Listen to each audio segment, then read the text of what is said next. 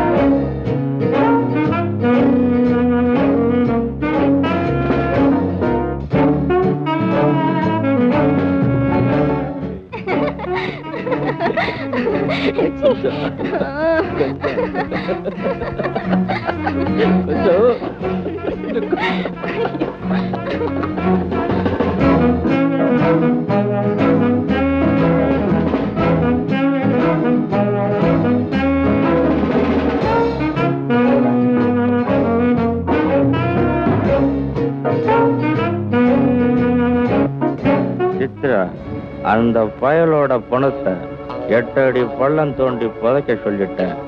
இந்நேரம் அவன் கதையை முடிச்சு சமாதியே கட்டியிருப்பாங்க. இவன் கதை முடிஞ்சு போச்சு. ஜெயில இருந்து தப்பிச்சு போனாலே அவளை பத்தி என்ன முடிவுக்கு வந்தீங்க? அவ வெளியில இருக்க வரைக்கும் நமக்கு ஆபத்து தான். சட்டத்துல ஒரு தரம் கொலகாரின்னு முத்திர குத்தி உள்ள போனவ அவ இப்ப தப்பிச்சிருக்கா. பிடிபட்டான்னா அவ மேல 2 வாரண்ட் இருக்கு. அது மட்டும் இல்ல, அந்த கொலையை பத்தி உண்மை உங்களுக்கும் எனக்கும் தவிர வேற யாருக்குமே தெரியாது. ஒண்ணு நீ போய் என்ன காட்டி கொடுக்கணும், இல்ல நான் போய் உன்னை காட்டி கொடுக்கணும். நம்ம 2 பேரும் இப்படி செய்ய போறதில்ல. அப்புறம் ஏன் பயப்படணும்?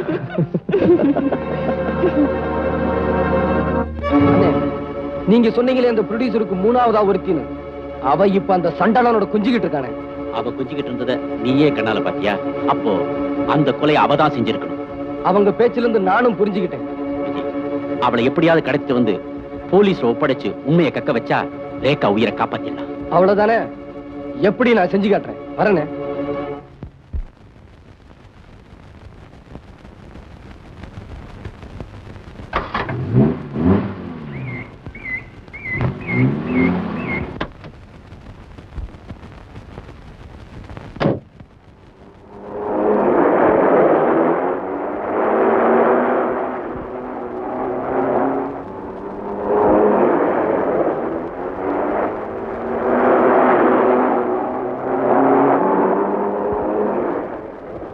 ஏ டிரைவர், ரைட்ல போறதுனா லெஃப்ட்ல போறியே. நீயா? என்னடா பைத்தியக்கார மாதிரி வந்து நிக்கிற? அம்மாங்க. அம்மாவை கூட்டிட்டு ஷாப்பிங் வரைக்கும் போயிருந்தேன் பாஸ். அம்மா ஷாப்பிங் போய் திரும்புறதுக்குள்ள ஒருத்தன் என்ன அடிச்சு போட்டு அம்மாவை கடத்திட்டு போயிட்டான் பாஸ். அப்படியா? ஆமா பாஸ். கண்மூடி கண் திறக்கிறதுக்குள்ள எவ்வளவு நடந்து போச்சு பாஸ். அப்படியா? ஒரு நொண்டி பைய 3 சக்கர வண்டியில பீடா வித்துக்கிட்டு அலைவானே, அவன் எங்க இருந்தாலும் வண்டியோட தூக்கி கொண்டுட்டு வாங்க. இங்க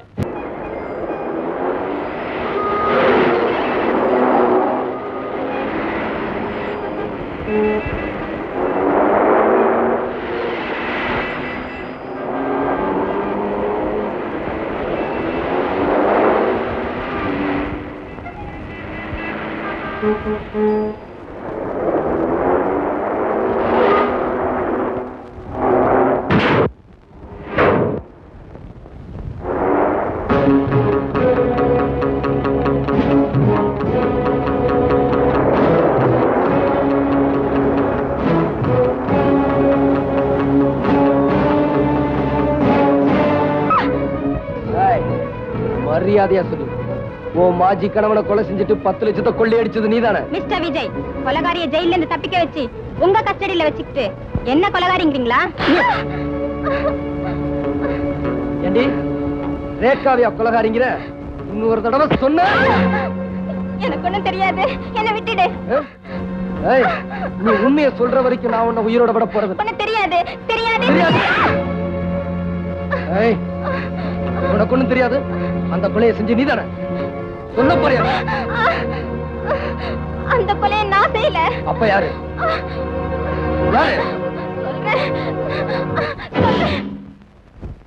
செத்து போன அந்த ப்ரொடியூசர் முதல்ல தான் படத்துல நடிக்க தான் என்ன கூட்டிட்டு வந்தாரு.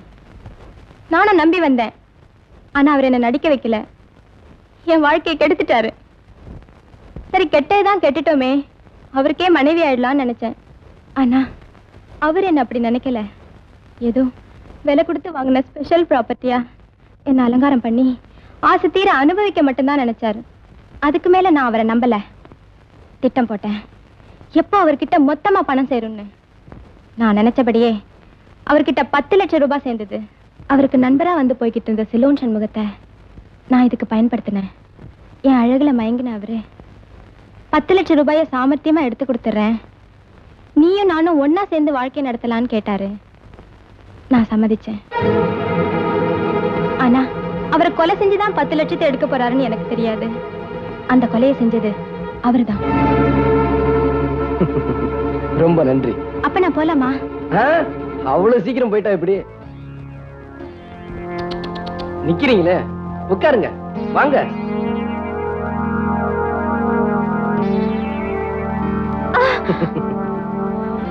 என்கிட்ட சொன்னதையெல்லாம் அப்படியே போலீஸ் கிட்ட சொல்லிரு, நான் உன்னை விட்டுறேன். இங்கேந்து உருட்டி விட்டா ஒரு எலும்ப கூட பார்க்க முடியாது. இன்னும் கொஞ்ச நாளைக்கு நீ உயிரோட இருக்கணும்னு ஆசைப்பட்டா ஒழுங்கா உண்மையை சொல்லு. எங்க இந்த 2 பேரும்? சொல்ல முடியாதுடா நாயே. நொண்டி பயலுக்கு இவ்வளவு திமிரு. டேய், அழுக்கு எப்ப வரும்? பணத்தை பார்த்தா வருங்க, அதுக்கு மூக்கு வேர்க்கும். அப்ப இவனை பணமாக்கி பொது இடத்துல போடுங்க. இந்த பணத்தை பார்க்க அந்த 2 கழுகு வரும். பிடிச்சிட்டு வந்துருங்க.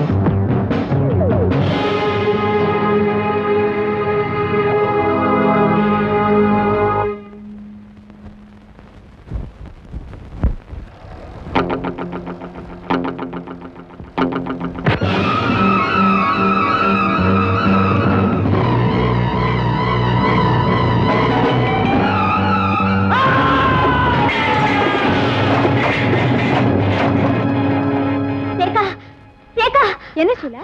படுபாவிங்க, யாரோ நம்ம நடராஜரனை கொலை பண்ணிட்டாங்க. என்ன சொல்ற? ஆமா ரேகா, யாரும் இல்லாத அனாதை பணமா நடு ரோட்ல கிடக்குறாரு. எனக்கு ஆறுதல் சொல்ல இருந்த ஒரே ஒருத்தர் அவரும் போயிட்டாரா?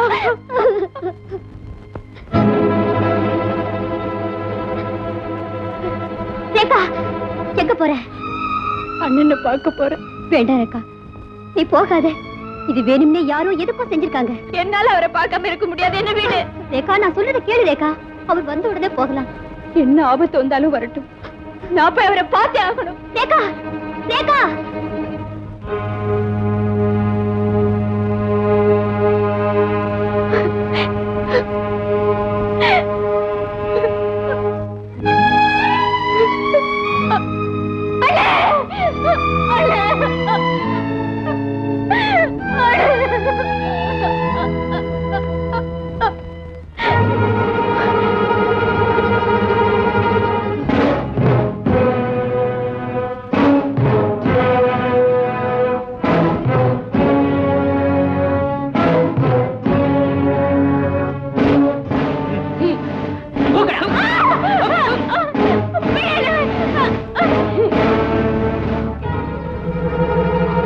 ஷீலா, உண்மையான கொலைகாரன் யாரு, அவன் எங்க இருக்கான்னு கண்டுபிடிச்சிட்டேன். ரேகா இங்க. ஷீலா, என்ன நான் கேட்டுக்கிட்டே இருக்கு, நீ பேசாம உட்காந்துருக்க. ரேகா இங்க. யாரோ நம்ம நடராஜனை கொலை பண்ணி நடு ரோட்ல போட்டிருந்தாங்க. ஷீலா, நம்ம நடராஜனையா? ஆமாங்க, அவரை பார்க்கறதுக்காக ரேகா ஓடி போனா யாரும் 4-5 பேர் அவளை பிடிச்சி இழுத்துட்டு போயிட்டாங்க. அவங்க யாரு என்னன்னு எனக்கு தெரியல. அப்படியா? எனக்கு தெரியும். அவனுங்க யாரு, ரேகாவை எங்க கொண்டு போயிருப்பானுங்க. எங்க போறீங்க?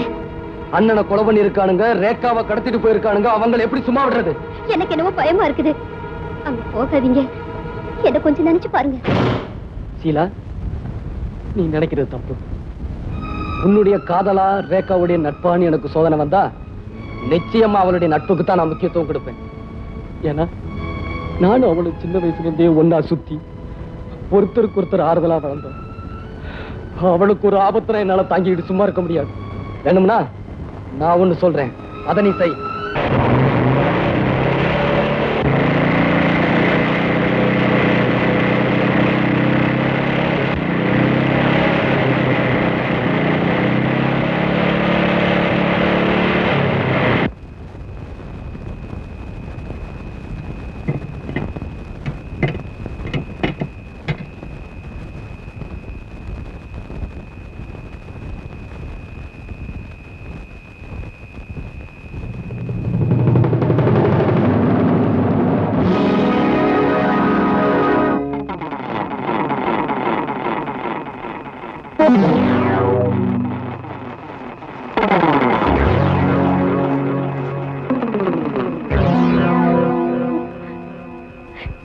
விஜய்,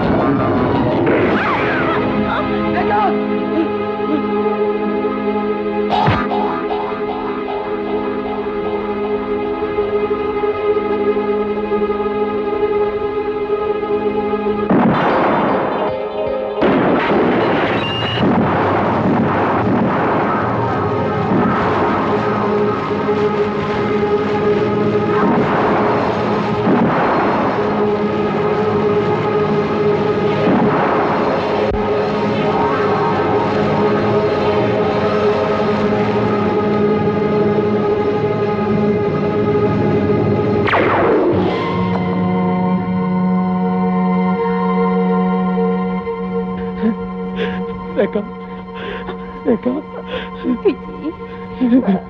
ரேகா ரேகா ரேகா ரேகா ரேகா உன்னோட வாழ முடியலையேன்னு நான் கவலைப்பட்டேன். இப்போ உனக்காகவே வாழ்ந்துட்டு போறத நினைச்சு நான் பெருமைப்படுறேன். ரேகா